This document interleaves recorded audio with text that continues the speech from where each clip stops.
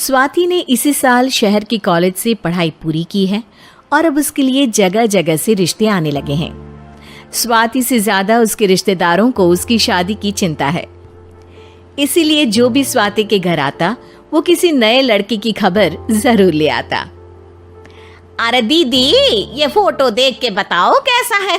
राहुल नाम है लड़के का, मेरी सहेली की बहन का बेटा है। अपनी स्वाति के साथ एकदम प्यारी जोड़ी लगेगी इसकी। जरा दिखाना, फोटो तो बढ़िया लग रहा है। कोई गलत आदत वादत तो नहीं है ना इसे? और कमाता कितना है? अरे कोई गलत आदत नहीं है दीदी, आप कहो तो एक मीटिंग करवा देती हूँ, फिर सब कुछ फाइनल कर लेना।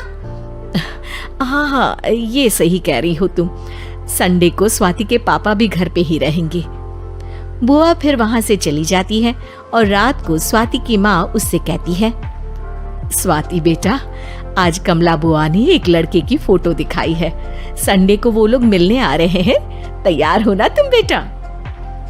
अरे मम्मी, आप कहाँ कमला बुआ के चक्कर में आ जाती हो? अभी इतनी जल्दी कोई शादी वादी नहीं करनी है मुझे। अरे बेटा, अच्छा लड़का है, बुआ जानती है उसे अच्छे से। हाँ स्वाति बेटा, एक बार मिल तो लो, बाद में देखेंगे आगे क्या करना है। वैसे तो कमला रिश्ता लाई है तो मना करने का तो कोई सवाल ही नहीं उठता। संडे की सुबह होती है और कमला बुआ राहुल और उसके मम्मी पापा को लेकर स्वाति के घर आती है।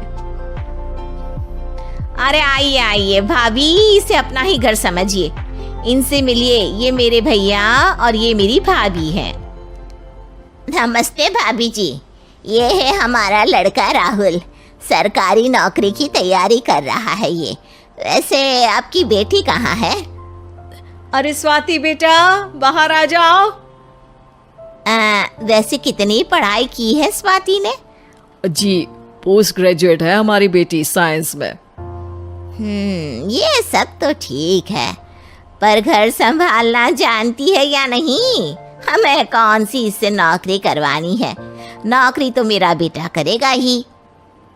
पर मैंने इतनी पढ़ाई की है और आप चाहती हैं कि मैं घर पर ही बैठी रहूं? अरे स्वाति बेटा, ये बड़ों की बात में तुम कहाँ बोल पड़ी? हम सब देख लेंगे क्या करना है क्या नहीं। हम तो इसी बात पर विश्वास करते हैं कि घर के लड़के घर में ही रहे तो ज्यादा अच्छा रहता है। वरना भाई साहब, आप तो आजकल के हाल जानते ही हैं, कितनी घटनाएं होने लगी हैं औरतों के खिलाफ। स्वाति बेटा, रसोई का काम तो पूरा जानती हो ना? शादी के बाद तुम्हें ही संभालना है वो सब। अरे बहुत अच्छा खाना बनाती है ये, आप सब लोग इसकी तारीफ करते नहीं थकेंगे। लो भाई, हो गई मीटिंग, अब शादी की तारीख फाइनल कर लेते हैं, क्यों भैया?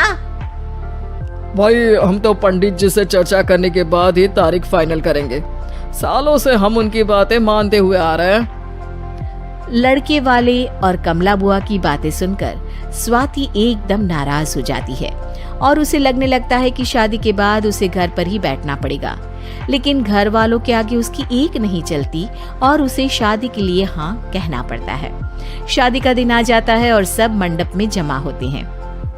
अब फेरों का समय हो गया है, अब कन्या अपने वर से 7 वचन मांगेगी। आप किसी धार्मिक आयोजन में जाए तो मुझे भी ले जाएंगे। आप मेरे माता पिता का भी बराबरी से सम्मान करेंगे, हमेशा मेरा साथ निभाएंगे। आपको दोनों परिवार की जिम्मेदारियां बखूबी निभानी होगी। हर जरूरी बात में मेरी भी राय लेंगे। आप सभी गलत आदतों से दूर रहेंगे। आप मेरे अलावा किसी और औरत से कोई गलत संबंध नहीं बांधेंगे। ये 7 वचन पूरे हुए, वर क्या तुम्हें ये सारे वचन मंजूर है? जी हाँ पंडित जी, मैं सारे वचन अच्छी तरीके से निभाऊंगा। अरे वाह वाह, बढ़िया तरीके से सब काम संपन्न हो गया। तो इसी के साथ विवाह संपन्न हुआ और आज से ये दोनों पति पत्नी हुए। 1 मिनट पंडित जी, अभी एक वचन लेना बाकी है। अब कौन सा वचन है बेटा? मैं अब हमेशा के लिए किसी दूसरे घर में जाने वाली हूँ, तो पति के अलावा मैं अपने सास ससुर से भी एक वचन लेना चाहूंगी। अब कहो बेटी। मैं ये चाहती हूँ कि मुझ पर किसी बात की कोई पाबंदी नहीं लगाई जाएगी। मुझे सब कुछ करने की आजादी होगी और मैं भी विश्वास दिलाती हूँ कि मैं एक अच्छी बहू बन के दिखाऊंगी। स्वाति की बात सुनकर उसके सास ससुर एकदम चौंक जाते हैं और कुछ बोल नहीं पाते कि उतने में कमला बुआ बोल पड़ती है। अरे बेटा, ये भी कोई कहने की बात है? रानी बन के रहोगी तुम तो। वचन देने से पहले सोच लीजिए, क्योंकि शास्त्रों में वचन ना निभाने वालों के लिए नरक से भी बदतर सजा लिखी है। स्वाति की चालाकी से वहां मौजूद सब लोग प्रभावित हो जाते हैं और लोगों में बदनामी ना हो जाए, इस कारण स्वाति के सास ससुर को उसे वचन देना पड़ता है। और कैसी अपशकुन वाली बातें कर रहे हैं आप पंडित जी? हमें मंजूर है बेटा तुम्हारी शर्त। स्वाति अपनी समझदारी से अपनी बात अपने ससुराल वालों से मनवा लेती है और खुशी खुशी राहुल से शादी कर लेती है। अब से हर शादी में मैं खुद 8 वचन दिलवाऊंगा।